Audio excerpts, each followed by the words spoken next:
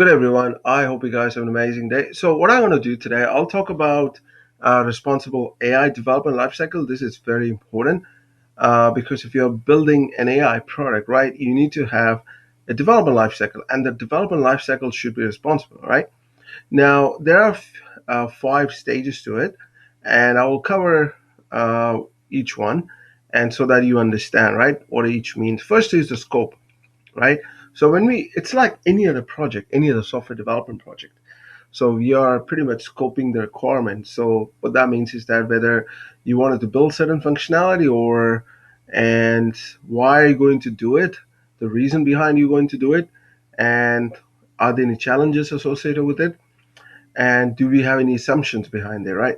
So if you wanted to build, say, a part of a functionality, you will say that is this feature really important, and do we have any assumptions around building this functionality, or who are the targeted audience, and are there any known risk, right? So that's a normal scope, right? You might think that it's kind of similar to a regular software development lifecycle. It is kind of regular, but the thing is that there must be certain things which will vary. So that's exactly what I wanted to talk about. The second thing is the review. That's the second phase. So obviously, once you're going to build a functionality, right, you have to ask who will be impacted. Like we've already asked, right, who are we building it for, right? And so that's fine. And we need to understand from the impact perspective, right? Obviously, you said this is what I'm going to do as a part of, let's say, this sprint. Now, the question should be when we review that, the tickets or a Jira ticket or whatever you put it, right? You might have a Jira ticket, so you wanted to review that Jira ticket, so you will say who will be impacted, right? And okay, so and who will be excluded, right? As a part of this functional development, who will be excluded, right? And then you have to do the user research and consequence scanning. So this is a part of a review process. So when we talk about um, a review process, right? It normally involves different team, so it depends upon the kind of the teams who are going to review it. But normally, I would say maybe a sprint team or a scrum master with a product owner, yeah, might be getting involved in this process. So depending upon how you guys structured it, then once the thing is, then we have a test stage. And so once you build it, right, everything is done, let's say development team started to build the functionality, and you need to test the functionality, right? So you need to get the feedback based on what you've built, and so you need to do the bias assessment. Obviously, if you're building a data set model, if you're building a model, right, if you're training a model based on existing data set and you're expecting a certain output, you need to understand the bias, right? For instance, if you're training, let's say I give you an example. If you remember in the last episode about the stout beers, right? If you're training the data set only from people from England, and then say that, the people from, let's say, Brazil, or people from, let's say, China, that they are not a fan of stout, that may not be a very good optimal result. There might be people, right?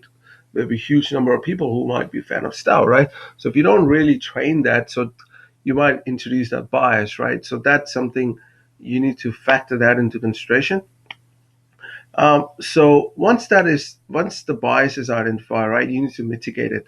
How do you mitigate the bias? Can we retrain our model?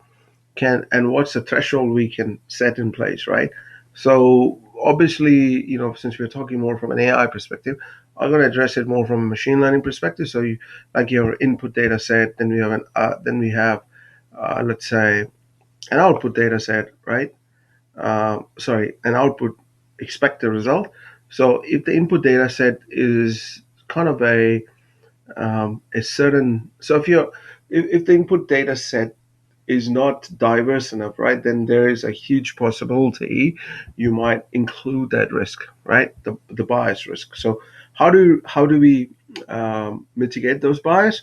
Maybe you train your model with more diverse data set. That could be one thing, right? And or maybe you can set a threshold.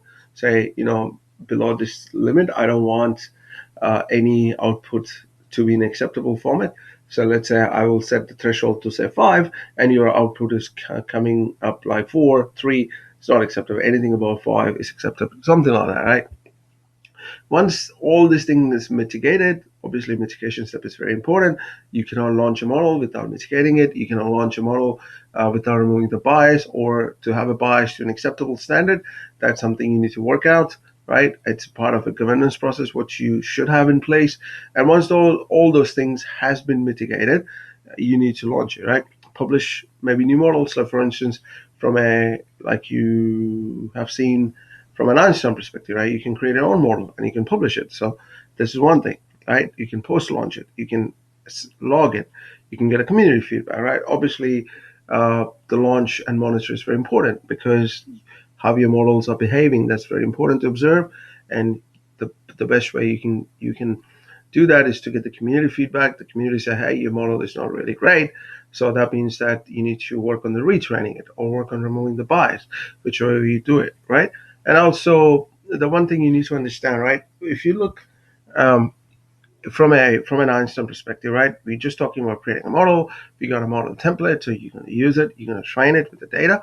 But if you're not talking from a Salesforce perspective, you're talking from a broader artificial intelligence or machine learning community perspective, then you're talking about a simple model. Could be supervised, could be unsupervised learning, right? So let's say, for the sake of assumption, we're talking about, let's say, supervised learning model, right? Where we have predefined label data set, and we know what the output to be based on, right? So we train our model, and we train our model with, the data set, label data set, and we expect a certain desired output. Now, if you expose the same model, let's say, to a different data set which was not being exposed to, right, to this model, then if the model started to perform, say, to nearly like 98% accuracy, then you can say the bias is kind of limited capacity in this case. But if your model started to act fuzzy, started to give you a variance of, let's say, 40 to 50%, then it's a huge bias. You need to work on training your model. So that's a part of a development lifecycle I wanted to convey. And this is important from a development perspective. You might be working on Einstein, you might be working on building a chatbot, you might be working on doing something with the next action. So you need to factor these things into consideration, and maybe make it as a part of governance process. So yeah, that being said, I hope you guys have an amazing Wednesday. Adios.